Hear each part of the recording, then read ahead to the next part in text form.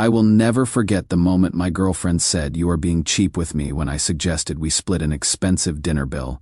That moment changed how I saw our entire relationship. Tyler here, 31, software engineer in Austin, making around $95K. I have been with my girlfriend Madison for about 18 months.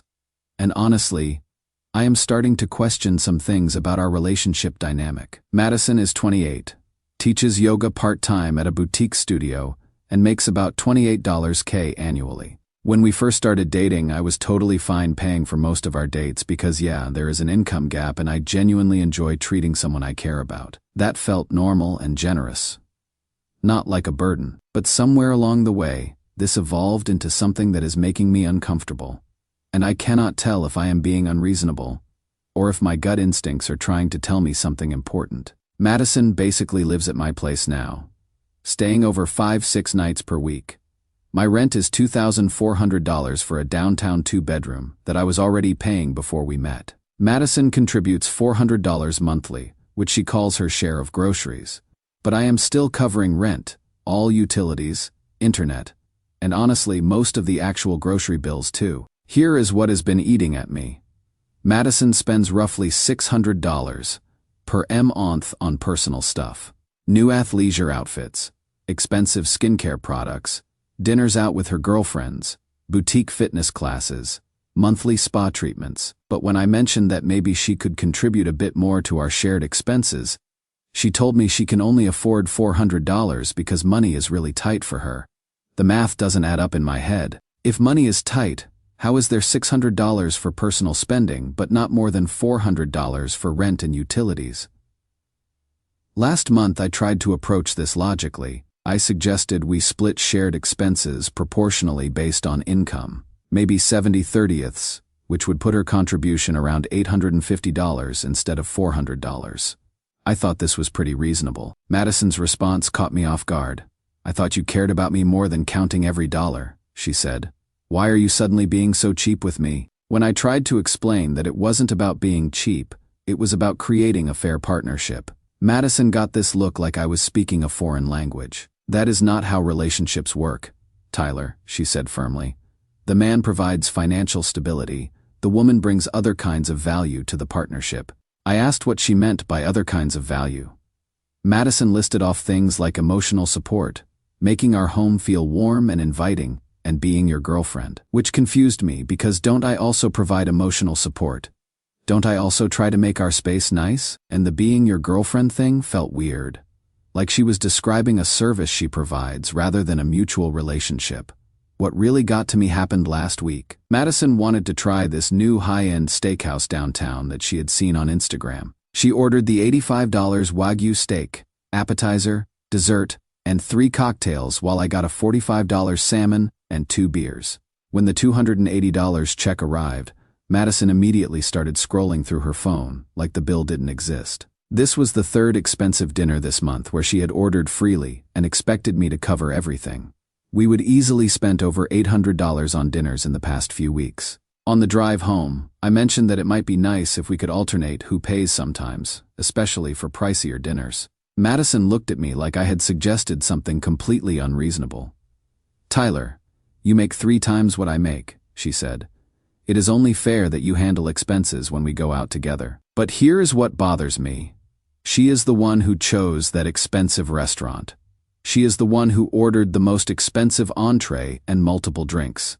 If money is such a concern for her, why not suggest somewhere more affordable or offer to split the cost? My buddy Connor went through a really messy divorce a few years ago, partly because of financial dynamics like this. He keeps telling me, "Dude, you are being used as a wallet." A real partner would want to contribute fairly, not find creative ways to avoid responsibility. But then I wonder if maybe I am being too analytical about this.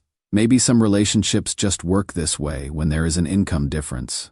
And I am overthinking it. Little did I know that this financial arrangement was just the tip of the iceberg, and Madison's true attitude toward money and relationships was about to become crystal clear. Edit.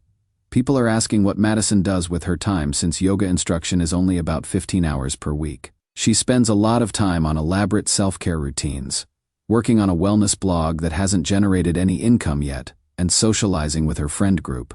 Edit 2. Someone asked about our long-term financial planning. Whenever I bring up saving money or building wealth together, Madison says, "You worry too much about the future. We should focus on enjoying life right now." Edit 3. For context, Madison works maybe 45 yoga classes per week, mostly morning sessions. She says she cannot take on more classes because it would compromise her energy and affect the quality of her teaching. Update 1. Thank you for all the responses. They really helped me recognize some patterns I had been rationalizing away. So the situation has escalated in ways that are honestly shocking to me. Madison has been pushing hard for us to take a European vacation this summer. When I mentioned that a proper European trip would probably run $4,000, $5,000, and we should both start putting money aside for it, Madison gave me this incredulous look. "Tyler, you can easily afford that," she said dismissively. "Don't be stingy about experiences. These are the memories that actually matter in life." I tried explaining that just because I can afford something doesn't automatically mean I should pay for everything, especially something that expensive. Madison got genuinely upset with me. "I thought you wanted to travel with me," she said. "If you don't want to invest in our relationship, just be honest about it." She kept bringing it up every few days, making comments about how disappointing it was that I wasn't excited about creating memories together. Eventually, I gave in and booked the trip, $4,200 for 2 weeks in Italy and France.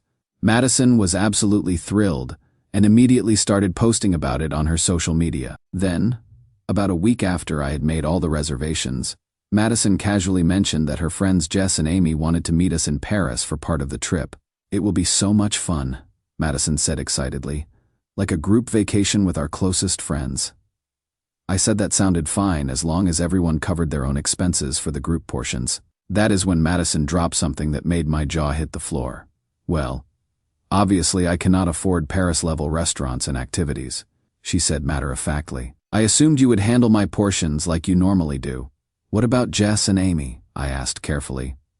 Madison got this slightly embarrassed look. "I may have mentioned to them that you are really generous and would probably help with some of the group dinners and activities." I stared at her in disbelief. "Madison, you told your friends that I would pay for their meals without asking me first." She immediately got defensive. "I didn't make any specific promises. I just said you are not the type of person who would let people struggle when you have money to help." That conversation was like a light bulb going off in my head. Madison doesn't see this as us building a partnership or sharing experiences. She sees me as her personal funding source, and apparently she is comfortable volunteering my money to fund her friends' experiences too. I canceled the entire trip and managed to get refunds on most of the bookings. Madison was absolutely furious and accused me of embarrassing her and sabotaging our relationship over money. But the conversation that really opened my eyes happened a few days later. I was venting to my coworker Emma about the whole situation over lunch. Emma mentioned that she and her boyfriend have a similar income gap to Madison and me, but they handle things completely differently. "We split everything 50-50, Emma explained. "We are partners building a life together. I cannot imagine expecting someone else to fund my lifestyle choices while I spend my own money on whatever I want." When I got home and told Madison about Emma's approach to relationship finances, Madison actually rolled her eyes at me. "That is fine for them, but that is not the kind of relationship I want," she said firmly. "I believe in traditional gender roles. The man provides financial security and leadership. The woman provides emotional nurturing and homemaking." "But Madison," I pointed out, "you don't really do homemaking. I do most of the cooking. I handle the cleaning. I organize our social calendar. I manage all the household logistics." Madison's face got flushed and angry. "I bring other value to this relationship. I am not some gold digger, Tyler. I provide emotional support and I make your life more interesting and fun." "Don't I also provide emotional support to you?" I asked. "Don't I also try to make your life interesting and fun?" "That is different," Madison snapped. "Men are naturally providers and protectors. Women are naturally nurturers and supporters. I shouldn't have to work like a man and abandon my feminine nature, just because some women have given up on being feminine." I was honestly stunned by this response. Madison was essentially telling me that she deserves financial support simply for existing as my girlfriend, while I am expected to provide money and emotional labor and domestic work and social planning. What Madison didn't realize was that her entitled attitude was about to be tested in ways she never anticipated. That evening, I called my dad to get some perspective. My father worked construction his entire career, supported our family on about $45K annually, while my mother worked part-time as a substitute teacher. After I explained the whole situation, Dad was quiet for a long moment. "Son," he finally said, "your mother always contributed everything she possibly could. We were teammates fighting for the same goals. If someone's not trying to be your teammate, that person isn't your partner." I think I am starting to understand what real partnership should look like, and it is not what I have with Madison. Edit. People are asking about Madison's actual work schedule. She teaches 45 yoga classes per week, usually 75-minute sessions in the mornings.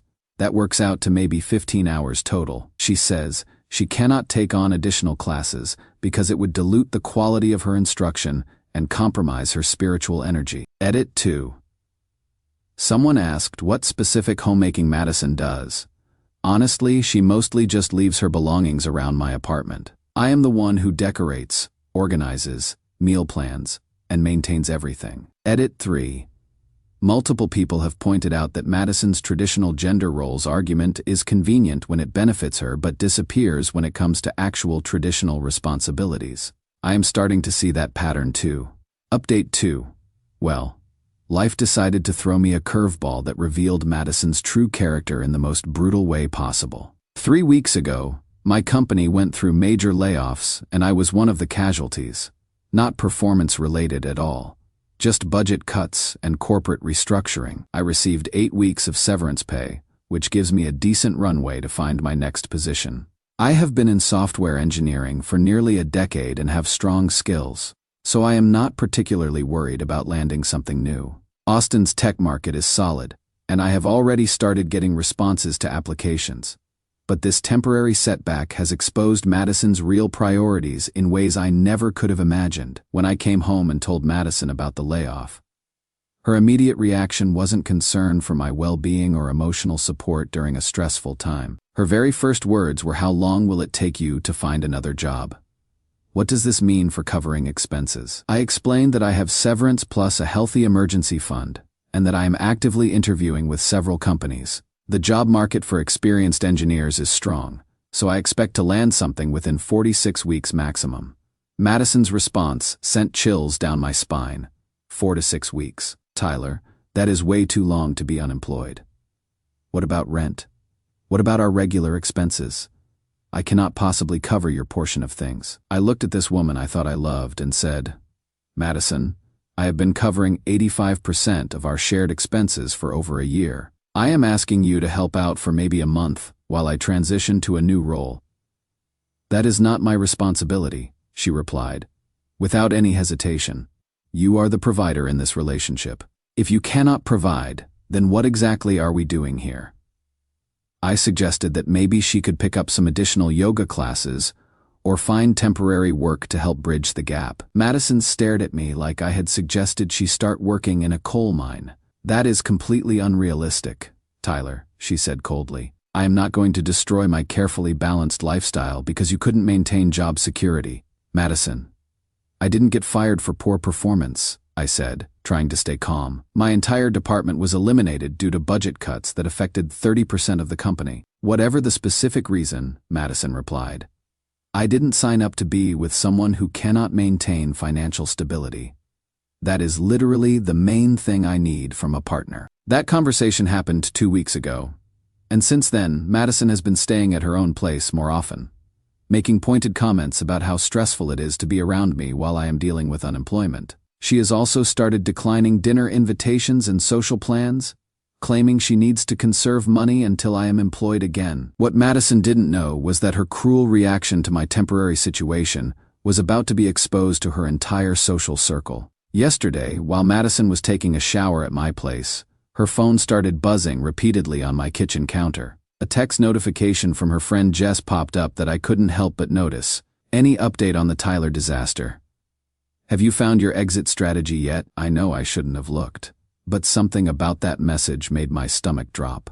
I opened their text conversation, and what I found there destroyed any remaining feelings I had for Madison. For the past 2 weeks, Madison has been telling her friends that I am financially unreliable and probably going to struggle with money for months. She has been actively asking them if they know any stable guys with good careers, because she needs an escape plan. One message from 5 days ago said, "I cannot waste my late 20s on someone who might not be able to maintain the lifestyle I deserve. I need to find someone more established and financially secure." Another message from yesterday said, "Tyler's been unemployed for 3 weeks, and he is already talking about me getting a real job. I am not going to become some workaholic just because he cannot handle his career properly." When Madison finished her shower and came back to the kitchen, I was holding her phone with the text thread open. "Want to explain these messages to Jess about your exit strategy?" I asked quietly. Madison barely even looked embarrassed or apologetic. She just sighed like I had discovered something she would eventually plan to tell me anyway. "You weren't supposed to see that, but honestly, Tyler, yes," she said matter-of-factly. "I need financial security in a relationship. I cannot waste time building a future with someone who is unreliable." "Unreliable," I said, feeling like I was talking to a complete stranger. "I supported your lifestyle for 18 months, and 3 weeks of temporary unemployment makes me unreliable." "It is not just about the unemployment," Madison said, as if she was explaining something obvious to a child. "It is about the pattern. First you started complaining about money and wanting me to pay for things. Now you have lost your job. I need someone who can be a consistent provider without making it my problem." I told Madison to pack up her belongings and leave my apartment immediately. She acted like I was being overdramatic and suggested we should take a break until I get my financial situation back on track. I told her there wouldn't be any break. We were completely finished. Madison seemed genuinely shocked that I was ending our relationship. "You are seriously going to break up with me over this?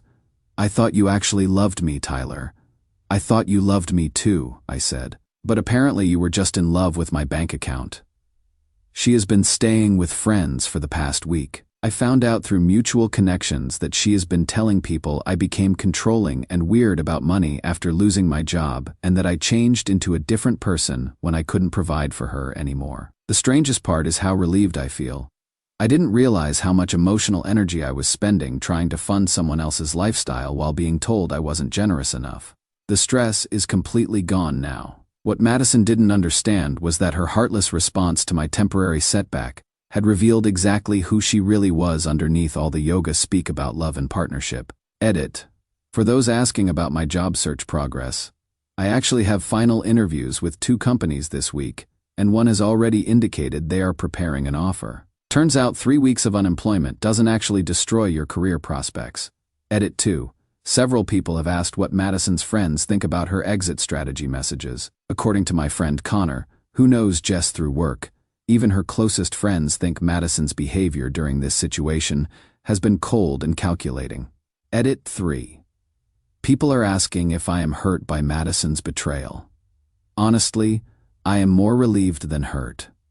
I think part of me had been sensing this dynamic for months, but was making excuses for it. Having it laid out so clearly actually feels liberating. Final update: it has been 8 months since Madison revealed her true priorities during my brief unemployment. And I wanted to share how everything has played out because the karma has been more perfect than I could have ever imagined. First, my current situation.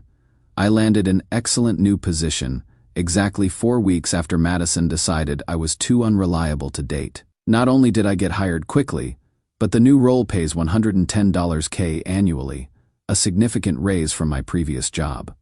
The layoff actually accelerated my career in ways I never expected. But the real story here is about Madison and how dramatically her life has changed since she decided to abandon ship during my temporary rough patch. About 3 months after our breakup, I ran into Madison's friend Amy at a Whole Foods downtown. Amy seemed genuinely uncomfortable when she spotted me, but eventually, we ended up having a brief conversation that revealed quite a bit about Madison's current situation. Turns out Madison's strategy of finding a new boyfriend with a stable career hasn't been working out according to plan. The men she has been meeting through dating apps and social events aren't particularly interested in immediately taking on someone else's financial responsibilities, especially when that person works 15 hours per week and has zero savings. She keeps getting frustrated that modern guys expect women to be more financially independent.